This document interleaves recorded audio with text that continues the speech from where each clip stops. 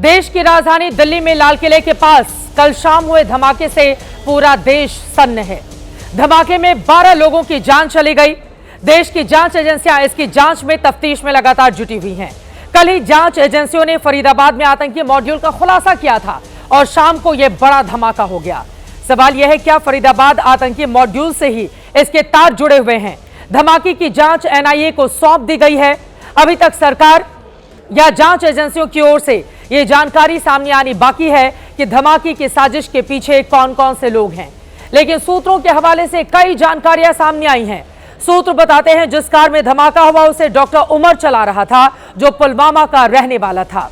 सूत्रों के मुताबिक जब फरीदाबाद से करीब 2900 किलो विस्फोटक बरामद हुए तब डॉक्टर उमर फरार हो गया था। धमाके के बाद से लगातार सरकार एक्शन में है। गृहमंत्री ने सुरक्षा एजेंसियों के बड़े अधिकारियों के साथ आज 2 बार बैठकें की हैं।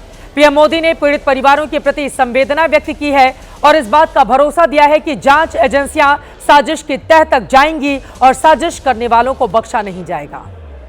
हालांकि विपक्ष का कहना है कि सुरक्षा के मोर्चे पर सरकार फेल है। अब सबसे बड़ा सवाल यह है कि साजिश के पीछे कौन कौन से चेहरे हैं, वो कौन लोग हैं जिन्होंने 14 साल बाद दिल्ली को दहलाया है। इसके पहले 7 सितंबर 2011 को दिल्ली हाईकोर्ट के बाहर हुए धमाके में 15 लोगों की जान गई थी। क्या कल जो धमाका हुआ वो आत्मघाती हमला था? धमाके में किस विस्फोटक का इस्तेमाल हुआ? सूत्रों के हवाले से जो जानकारी सामने आई है कि इस धमाके का फरीदाबाद आतंकी मॉड्यूल से कनेक्शन है, तो फिर हम इसे रोक क्यों नहीं पाए? सुरक्षा एजेंसियों से कहां पर बड़ी चूक हो गई? पहलगाम आतंकी हमले के बाद भारत की पाकिस्तान में बैठे आतंकवादियों के खिलाफ बड़ी कार्रवाई के बाद क्या यह आतंकवादियों की ओर से लिया गया बदला है? क्या इसे रोका जा सकता था? कई ऐसे सवाल हैं जिसको लेकर विशेषज्ञों से खास बातचीत करेंगे आगे हिंदुस्तान को, और किस तरह से सजग चौकन्ना रहना है। देश के कई हिस्सों में सुरक्षा के कड़े और बड़े इंतजाम किए गए हैं। इस पूरे मसले को लेकर बड़ी चर्चा करेंगे, लेकिन धमाके को लेकर अब तक क्या बयान सामने आए हैं, पहले वो सुनिए।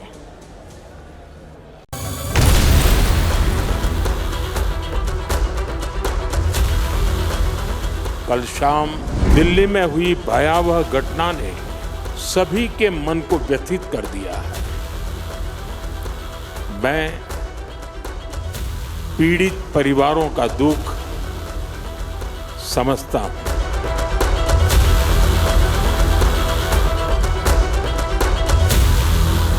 देश में भय का माहौल है, बताता है कि सरकार पूरी तरह से नाकामयाब दिख रही है। सरकार को या तो कुछ अंदेशा ही नहीं है कि उसकी नाक के नीचे क्या हो।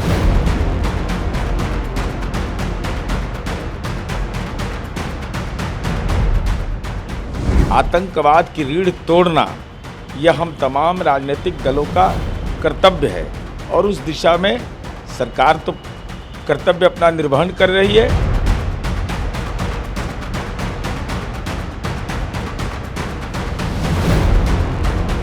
जहां से हम आज़ादी के और हमारे देश के प्रधानमंत्री होकर के देश को संदेश देते हैं, ऐसी आज़ादी के प्रतीक की जगह पर इतनी बड़ी घटना होना निंदनीय है। इंटेलिजेंस हमारा फेलियर क्यों होता है?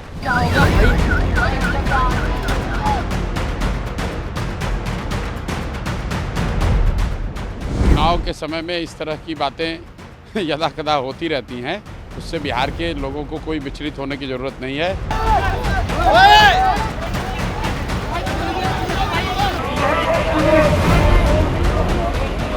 हमारी एजेंसियां इस षड्यंत्र की तह तक जाएगी। इसके पीछे के षड्यंत्रकारियों को बख्शा नहीं जाएगा।